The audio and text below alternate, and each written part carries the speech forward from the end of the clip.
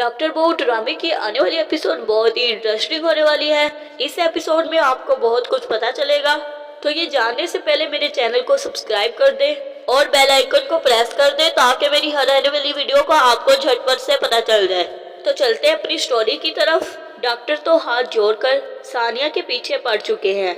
सानिया और सुल्तान का कुछ पता नहीं होगा कि वो कहाँ गए हैं और सानिया की बहन की रुखसती हो रही होगी। सानिया की माँ बहुत परेशान होगी कि इस निकाह में सानिया नजर नहीं आ रही। सब मुझसे सवाल कर रहे हैं कि अगर सानिया के बहन के ससुराल वालों को ये पता चला कि सानिया नहीं है तो मैं क्या करूँगी।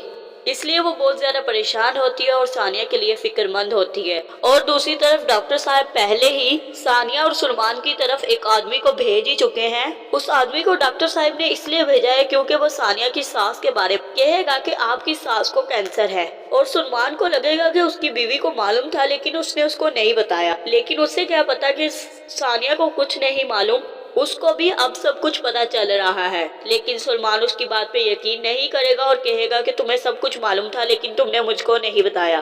सानिया अपने आप का यकीन दिलाती है सुलेमान को, लेकिन वो नहीं मानता और सुलेमान और सानिया के अंदर लड़ाई होती है।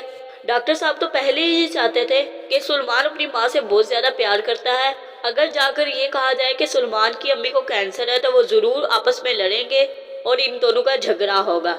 और उसने अपनी गेम चली और वो अपनी गेम में कामयाब हुआ और वो चाहता था कि वो सानिया के जरिए सुलेमान को ये खबर पता चले।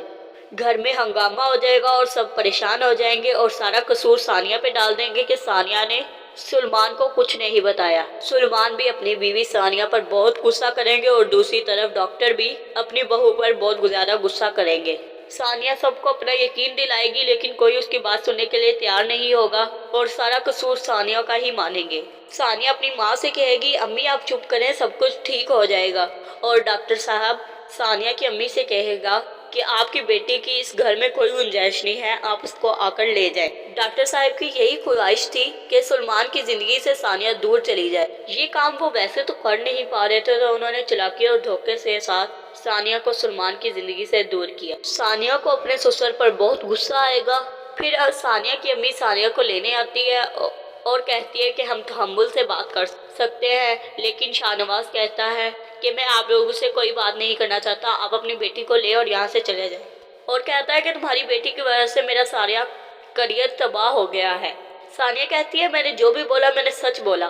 तो आगे से सानिया का ससुर कहता है कि अब भी इसकी चरचर जुबान चल रही है, आप खुद ही देखें अभी भी इसकी जुबान चल रही है तो आगे पीछे ये हमारे साथ क्या करती होगी।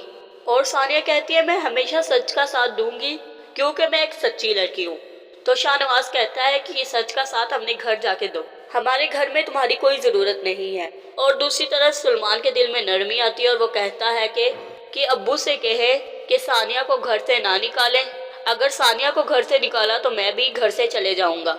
फिर सानिया की माँ कहती है कि मैं इतने बेइज्जती बर्दाश्त नहीं करती और मैं अपने बेटी को लेकर चली जाती हूँ। वो अपनी बेटी को घर लेकर चली जाती है। फिर सानिया अपनी फुप्पो से बैठकर बातें कर रही होती है और सानिया अपनी फुप्पो से कहती है कि इस दुनिया में सच्चाई से साथ चलने वालों के साथ क्यों बुरा होता है। जो लोग बुरा करते हैं उनके साथ बुरा होना चाहिए, लेकिन सच बोलने वालों की इस दुनिया में कोई वैल्यू नहीं। जैसे मैंने आज सच का साथ दिया गया और मुझे घर से निकाला गया।